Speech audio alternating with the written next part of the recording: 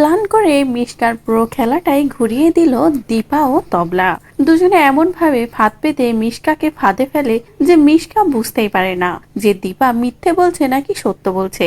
দীপার কথা অন্ধ হয়ে বিশ্বাস করে মিশকাও নিজের কুকীর্তির কথা সবটাই স্বীকার করে নেয়। কিন্তু মিশকা তো এটা জানে না দীপা লাইভে আছে, আর মিশকা যা কিছু বলছে পুরো মিডিয়ার লোক, এমনকি মিশকা যাদেরকে ভুলভাল বুঝিয়েছিল সবাই শুনছে।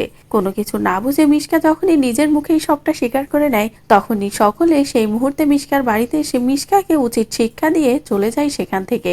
দীপা ও মিশকাকে উচিত শিক্ষা দেয়। এদিকে মিশকা তো এটা মানতেই পারে না যে মিশকার সাথে এত বড় একটা খেলা করা হয়েছে। মানতে না পেরে এবার মিশকার একটাই কথা, আসল ডিএনএ রিপোর্টটা সকলের সামনে আনবো। দীপা আর সূর্যকে এবার আমি আলাদা করবই, ওদেরকে কেউ এক করতে পারবে না। আমার সাথে খেলা করেছে, আমি ওদেরকে ছাড়বো না বলে মিশকা আসল ডিএনএ রিপোর্টটা করাতে দেয়।